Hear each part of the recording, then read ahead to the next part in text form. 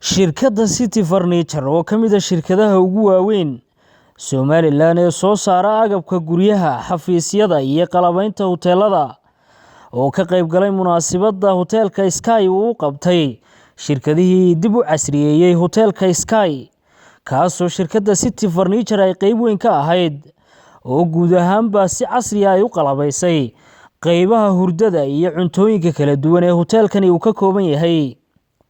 waxaana munaasabadaasi hadal ka jeediyay gudoomiyaha shirkadda City Furniture Axmed Ilaaye isagoona sheegay in ku dhawaad 50 hotel ay sidan oo kale u qalabeeyeen isagoona u mahad celiyay maamulka hoteelka Sky ee ku maamusay munaasabadani gaarka ahayd.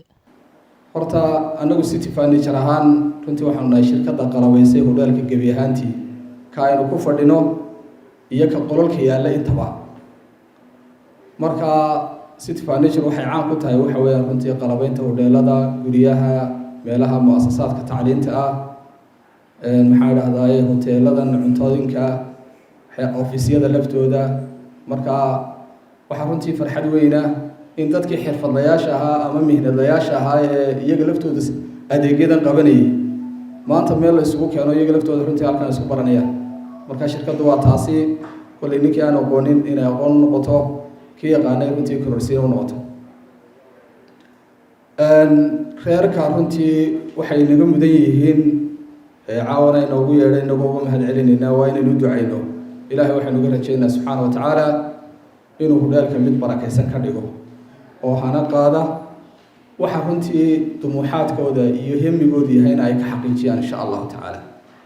oo u ducaynaynaa runtii waxa labaad runtii dardaaran uga dhigaynaa meelaha hoteelada ah waxyaabaha had iyo jeer ka daba yimaada ee madoobeeya laba shay un baa runtii ku jira.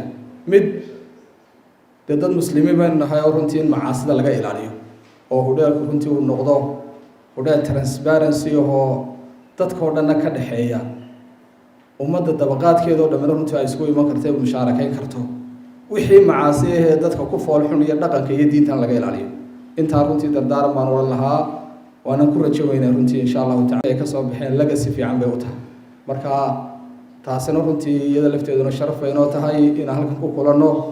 waxaan leeyahay runtii waa barasho wanaagsan waana tallaabo aan hore u jirinoo hoteeladii faraha badnayn anagu qalabaynay ilaa 50 hotel baan malaynayaa ama dhowr iyo 50 hotel ayaan maraynaa inaan qalabayno. oo hoteelkii koowaad ee xirfadlayaal khaliya aan la qaadano runtii jilsad noocan ah. waa laga yaabaa runtii dadka dee marka la casuumayaad ka mid ka tahay inaad ereygaga ka tidhaahdo laakiin mid sidan oo kale ah runtii way nagu cusub tahay. iyagana runtii aad iyo aad baan uga mahad celinayaa qoyska Axmed iyo Filsan. waa Idris Bershiya telefishinka Universal Hargeysa.